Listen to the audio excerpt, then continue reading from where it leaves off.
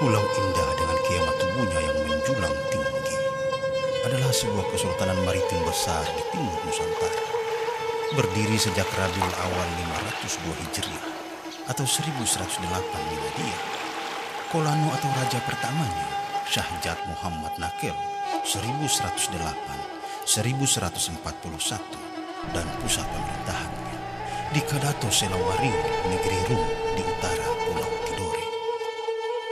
Berabad sebelum itu, karena cengkehnya, Tidore telah terhubung rantai perdagangan dunia.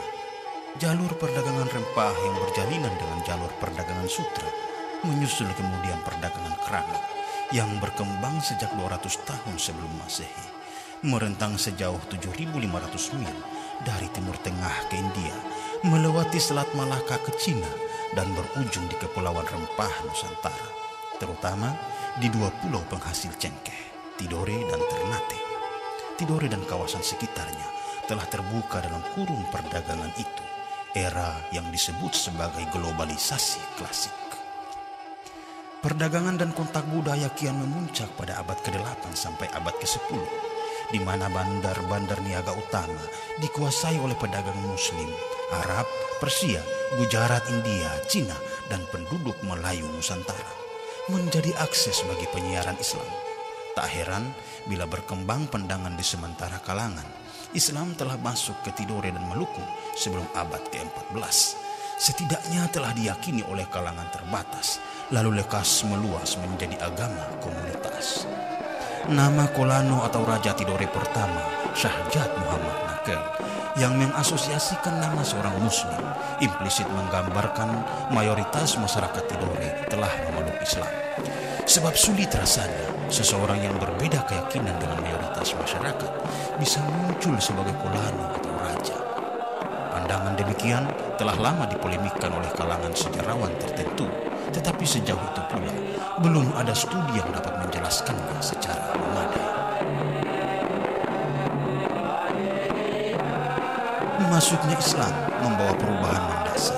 Dilakukannya konversi struktur kelembagaan sesuai syariat Islam. Sistem kepercayaan dan tradisi Tidore pra-Islam yang relatif tidak bertentangan dengan ajaran Islam mudah memasuki proses transformasi oleh nilai-nilai Islam. Perjumpaan damai antara sistem kepercayaan Tidore dengan nilai dan ajaran Islam kemudian membentuk khasanah keberislaman yang khas, saling mengisi dan melengkapi adat matoto agama, majojoho kitabullah sesunnah rasul, maguele tejo Allah Ta'ala, madarifa papa setete.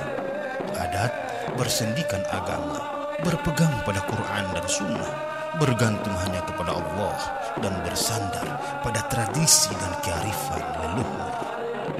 Islam pun menjadi legitimasi sistem politik, hukum, ketatanegaraan, dan kebijakan kesultanan yang luas.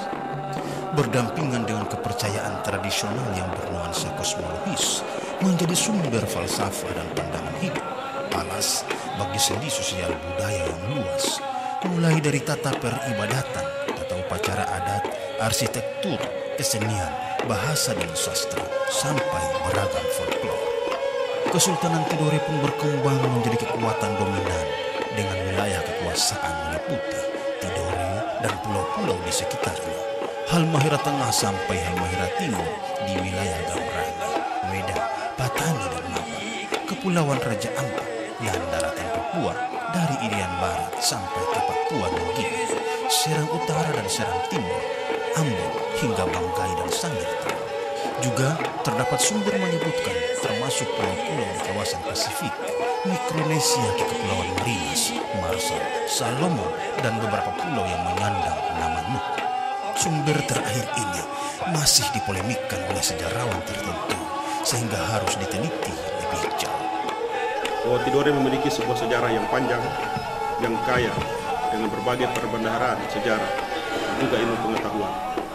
Kesultanan Tidore semenjak berdirinya pada abad 12 telah melewati berbagai tahapan yang juga mencerminkan adanya perkembangan budaya, terutama budaya politik, di mana Kesultanan Tidore telah mengalami beberapa kali perubahan-perubahan di dalam sistem pemerintahannya, dimulai dengan sistem pemerintahan Kolano Seibala, kemudian berganti dengan Kolano Seibobate, dan kemudian berubah lagi menjadi Kolano Seibobate Biakra.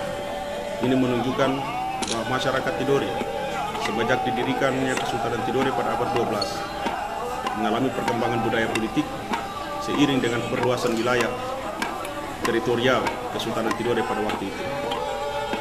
Dan ini menunjukkan kemampuan daripada seluruh perangkat kesultanan, termasuk masyarakat adatnya, mampu mengembangkan budaya politik, terutama budaya pemerintahan, yang sisa-sisanya atau tilas sejarahnya masih dapat kita ikuti sampai pada hari ini. 1 milenium eksistensinya, Tidore melalui 3 fase sistem pemerintahan, 226 tahun kepemimpinan Kolano, 1108 sampai 1334. 611 tahun kepemimpinan Sultan saat Tidore merupakan negara berdaulat 1334 sampai 1945, dan sejak 1945 atau setelah proklamasi Negara Kesatuan Republik Indonesia, Kesultanan Tidore menjadi bagian integral Negara Kesatuan Republik Indonesia. Posisi dan peran kesultanan dan sultannya adalah pemangku adat, pelestari tradisi kearifan leluhur, pengayom masyarakat, dan dengan ikatan historis kulturalnya yang kuat dapat menjadi pemersatu sekaligus pengokoh NKRI. Peran kesultanan dalam konteks Negara Kesatuan Republik Indonesia ini menunjukkan bahwa Indonesia merupakan negara yang terbentuk berdasarkan pada kesepakatan para kerajaan yang ada di Indonesia, sehingga keberadaan kerajaan dan kesultanan di Indonesia itu merupakan perekat NKRI. Dengan demikian maka peran-peran NKRI, peran-peran kesultanan ke depan berkaitan dengan menjaga NKRI itu merupakan fondasi dasar terbangun dan terjaganya NKRI ke depan.